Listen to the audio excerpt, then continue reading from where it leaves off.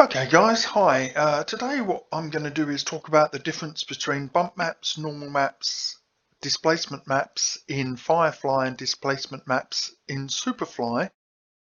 The displacement maps do the same thing in those two rendering engines, but they work very differently in terms of setup. So what we have here in this scene is four low polygon spheres. If I show you here the hidden line version, you can see very low polygons here. Each of them has the same diffuse map as you can see here, which is basically just a brick pattern, which I got from substance source, that's algorithmic. And then I've added a glossiness or specularity map as well here. And then the difference between them is this map here. In this case, it's a height map or a displacement map, which I've plugged in this case into the bump channel. In this case, I've created a normal map and plugged it into the gradient bump. In this case, I've created a height map which I've plugged into the displacement, and then the same with the last one here. So what do these maps do? Well, they're ways of creating more detail without increasing the amount of geometry.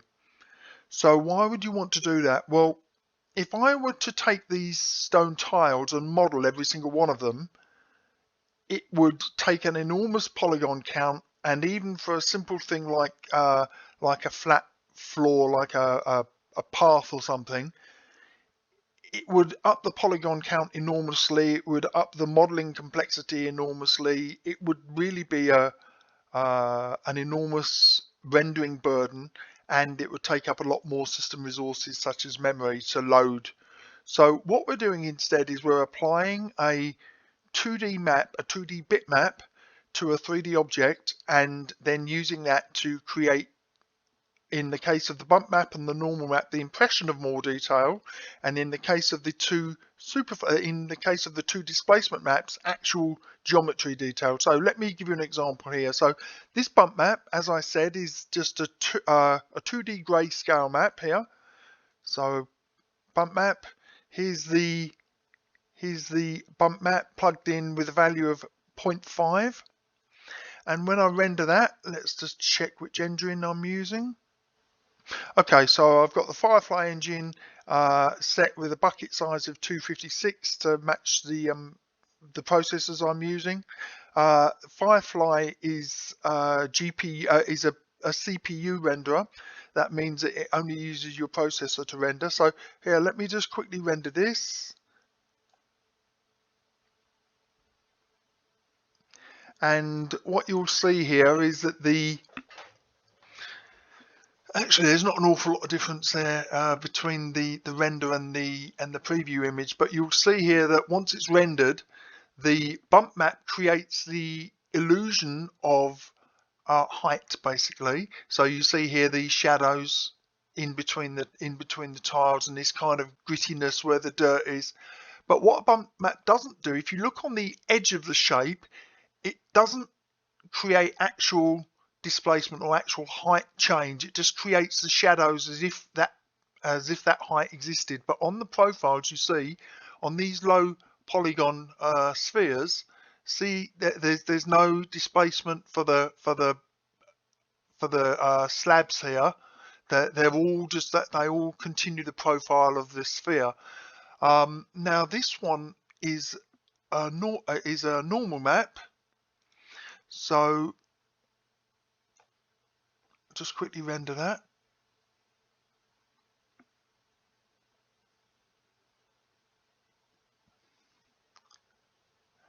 So the normal map actually in this case has created even less detail than the previous than the bump map.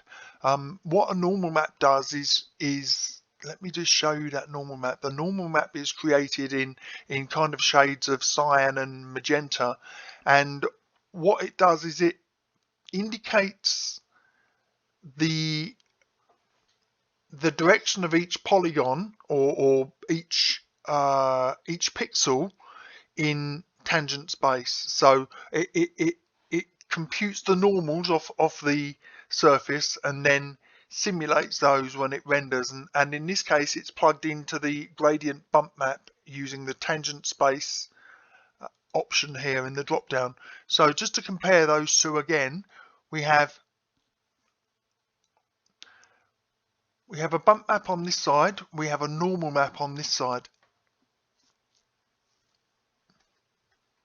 And as they render, you'll notice that the normal map doesn't change the profile of the shape either. Now this is fine if the edges of the shape are disguised. Maybe this is a footpath or something where there's grass along the edge, so you can't see the edges of the geometry. Then it might be fine to get away with this option or this option, where you're not actually displacing the geometry. Now let me show you displacement. This object now has a displacement map,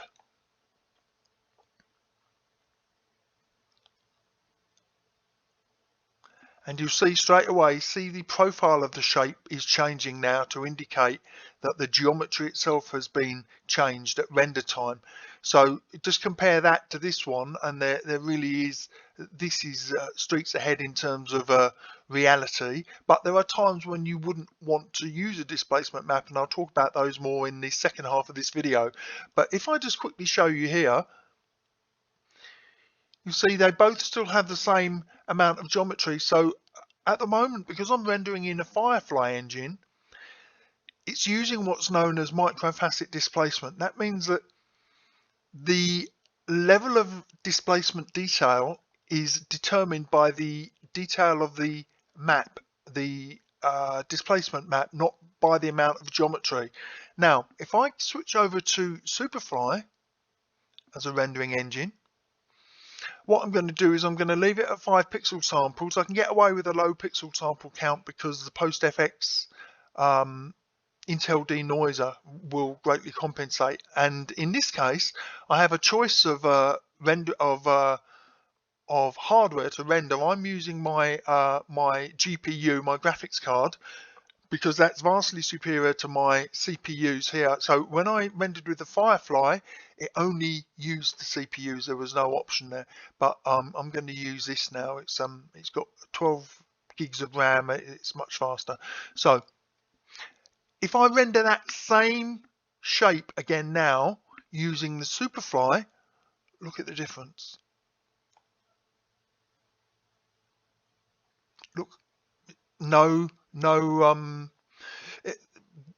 it's a different profile to the bump map, but it's not really comparing to this one. See, this is detailed in here, but with the default settings, with this amount of geometry, when I use the Superfly renderer, the displacement quality is quite poor. So what I'm going to do is I'm going to go to this last one, and this has the same displacement, the same displacement map. But what I'm going to do is I'm going to go up to figure, and we're going to make sure that this skinning method is set to pose a unimesh in the figure menu. Then I'm going to go to properties, and what that unimesh enables me to do is to increase subdivision.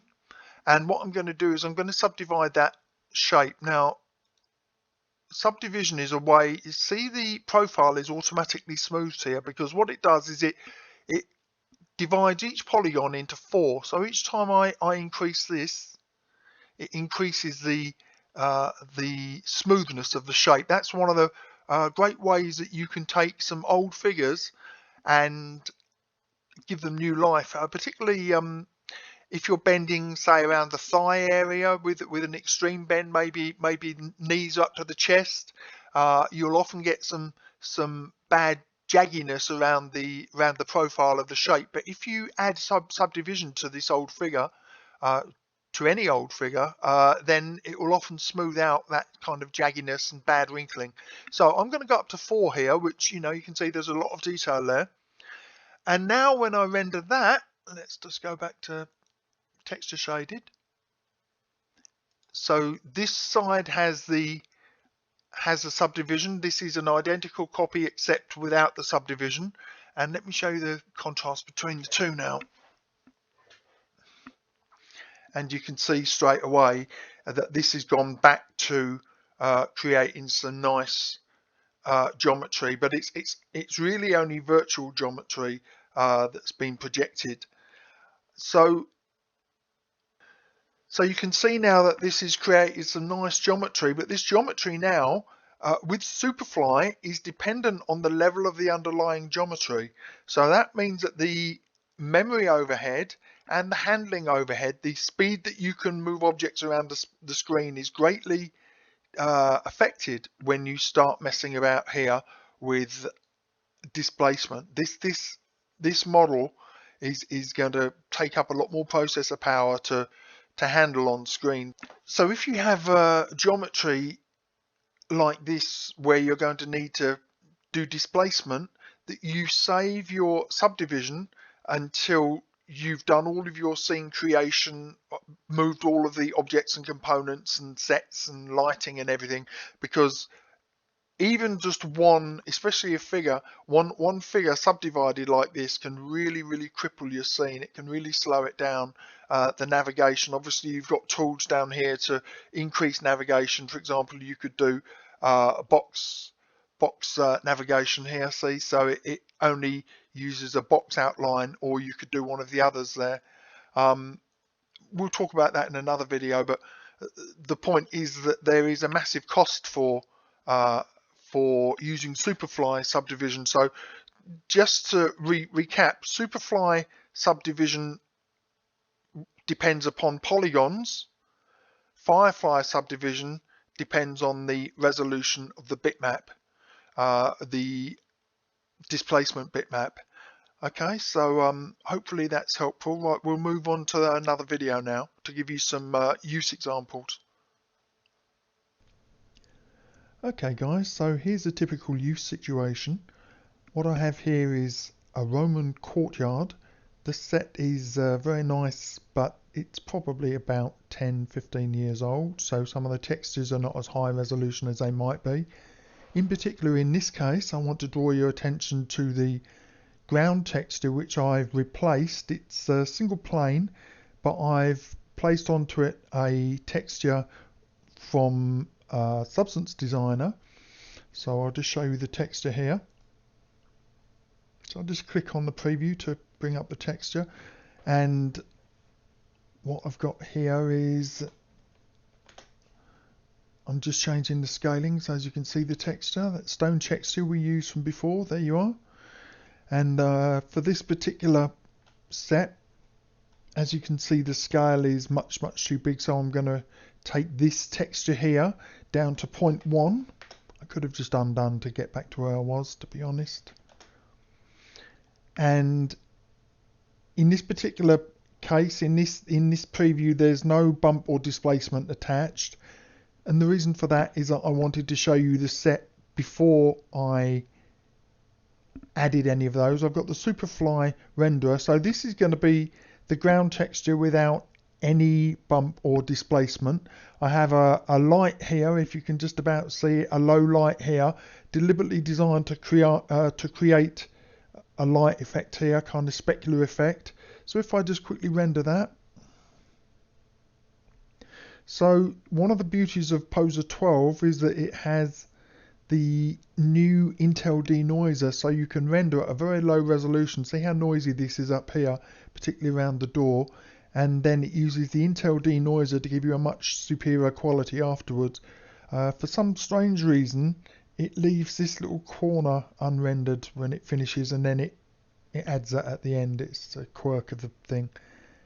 Anyway, here we go, and as you can see, got my enormous cursor here just to make it easy to see. As you can see, there's a specular effect here, but the texture doesn't look realistic. You don't get the impression that there's actual slabs here, or bricks or blocks, however you want to think of them. It just looks like a 2D imprint drawn on the top. Now, one of the problems about this particular texture is that I believe the texture has the highlights baked in. Now what baked in means, when you create a scene, the lighting direction interacts with any surface detail, and it's those little highlights, say here down the edge of this, see this black line here, or let's see on this piece of fresco here, see there's dark shadows underneath to imply that that's hidden by the light. They're all baked in, which is a really bad habit. And I believe that this texture also has baked in highlights. You can tell because if you look along this brick here on the front, there's a highlight on the front and a shadow on the back. Now it could just be wear detail, but I'm fairly certain that it's baked in textures. And the problem with that is if I then move this light from over here to over here, even though with a bump map it will simulate light coming from this side, these highlights on the wrong side will still be there. So it will be as if the diffuse map is actually fighting with the highlighting. So what I'm going to do now, just bear in mind that kind of shiny, smooth, no bump map texture. Now what I'm going to do is I'm going to change that for one that has a bump map. So I've just changed, I've got the hierarchy window off screen where you can't see it. And now I'm going to render this again, and there's a bump map in it. And I want you just to see the difference between the two.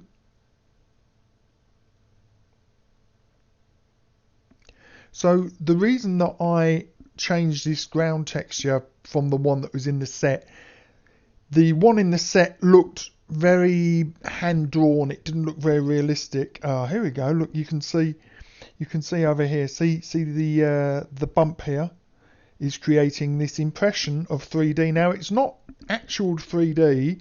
It's simulating the way that the light would reflect off these bricks if they were in 3D, but it's not actually changed the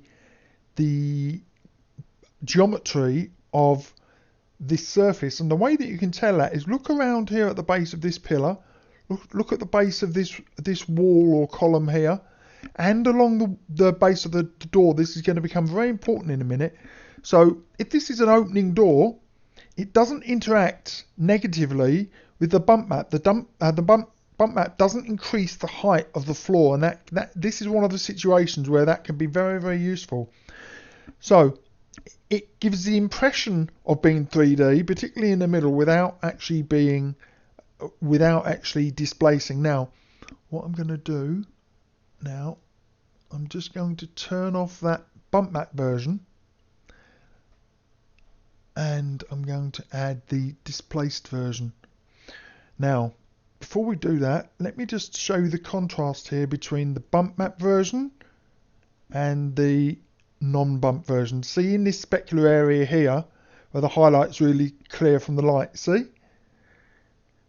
in one you kind of get the diffuse map and the lighting, but you don't get the impression of any actual shape to these bricks. So now what I'm going to do, I'm going to render over the top of this bump map version, I'm going to render the displaced version.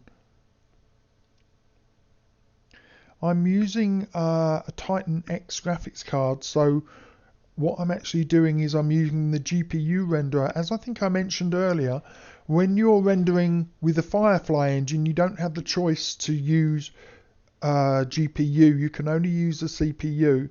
And if you have a very fast modern gaming rig, or you are lucky enough to own one of the powerful Radeons or one of the Quadros or something like that, which are designed specifically for professional 3D, it's very possible that their GPUs are faster than your CPU. And that's a really good reason to use the Superfly engine, notwithstanding the fact that it's more realistic output. Now, you see here, now this has actually displaced the surface. It hasn't just bump mapped it, and you can see here on the door, see there's a kind of a bit of unevenness now where this slabs have been displaced, and a bit of unevenness where it interacts with the base of this wall and here on the door. Now I haven't got the setting too high at the moment, and so you could probably get away with opening this door without it interacting negatively with the displacement map. But if I were to set that displacement map, or needed to set that displacement map considerably higher, then it would really show. In fact, why don't I just quickly do that? So I'll just take this map and I'll just times 10 the displacement. So it'll look incredibly unrealistic. The stone will be really ugly, but it will make the point that I'm trying to make.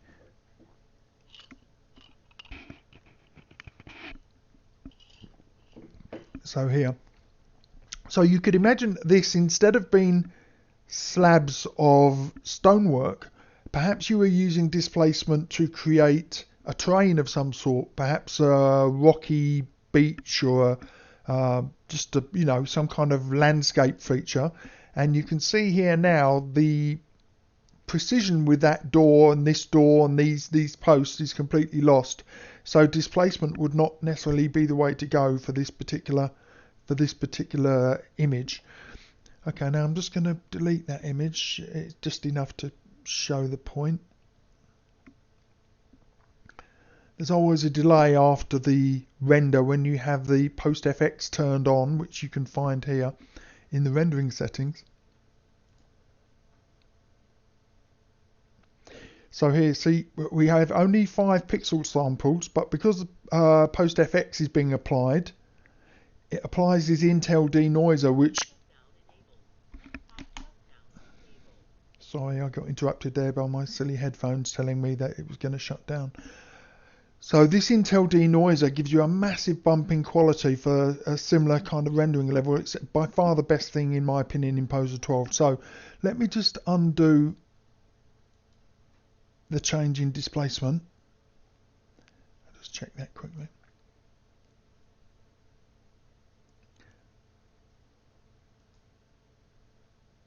And we're back to 0.3. And just for the sake of this comparison image, I'm just going to delete that demonstration image I did. So here's the displaced version, and you'll notice that there's, in addition to the displacement of the bricks or the paving slabs, you'll notice that there's a bit of noise on the slabs as well. And this is actually a lack of detail compared to the bump map version. So if I scrub over and you look at the bump map version, okay, let's set this. Is it? I can never remember. There we go. I can never remember if you have to set the image that you want to compare with, or the... Anyway, it doesn't matter. So here, so we have the displaced version here and the bump map version there, and you will see the bump map version's kind of picked up the light a lot nicer, and this is because the displaced version doesn't really have enough resolution in the underlying geometry.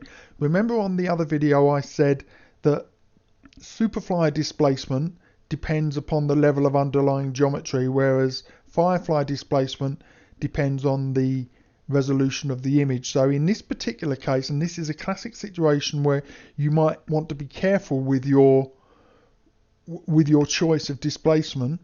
If I go here and show you hidden line, this ground plane that was provided with this set was actually a single rectangle. And if I go here, you can see, so if I turn this back down to 0, you can see this is how this came, a single rectangle here. So when I displaced it with, when I added subdivision here, the highest I could go was 8 levels, as I mentioned in my review.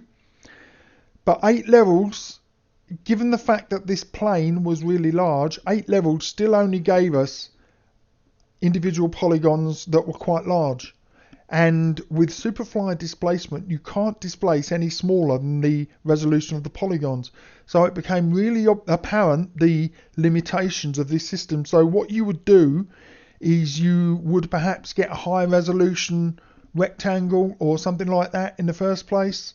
You might get a rectangle that you've made in another program that has, I don't know, 5 levels of subdivision before you even start, or the equivalent. And then if you chose to add subdivision in this program as well, you'd have enough geometry to work with.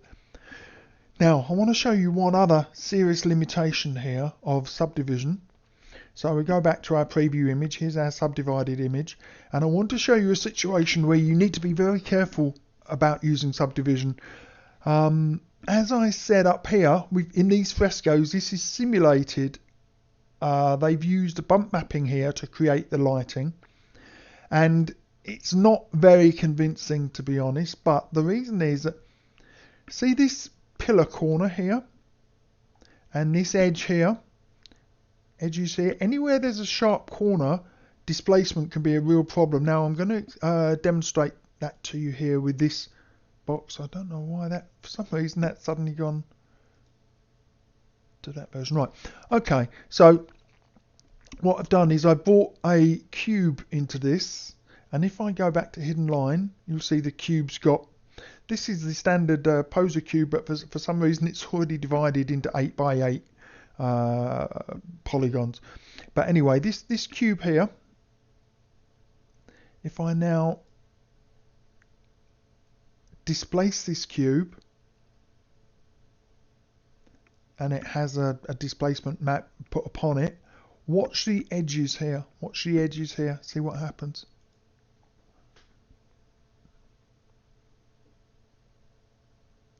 So remember I said that with displacement it changes the edge profile. Okay, it hasn't on this case. I suspect the resolution is too low. Okay, let me just bump up that subdivision levels again and make sure that I'm in Superfly. So first, oh goodness me, first of all check the rendering engine. I'm fairly sure I am still in Superfly. Yes, okay, that's thing number 1. Okay, so what I'm going to have to do is just bump up the resolution here to make the point. Let's go to 4, that should be enough. Check the material has displacement hooked up. Oh, there's the problem. Okay, so when it was bumped it was fine, the edge profile is fine. When I put that to displacement on the same level, so here was our bump map version. So we had this sharp edge, which is not realistic, but doesn't cause problems. Now if I render this, so this edge now becomes more realistic, but watch the straight edges where you don't want that. Uh-oh, you've got gaps opening up. And that is a classic situation where you wouldn't want to use displacement on edges such as these edges on these pillars here, because what happens is when you displace, the surfaces move apart from each other in every direction. It's something that I'd love to see fixed. I guess it would be quite a bit of programming for Bondware to fix, but a way that it could interpolate the surfaces in between here. So displacement is fantastic for realism, but it's not without its own problems. So hopefully I've given you something to think about there, guys, and I'll be back with another video soon. Thanks very much.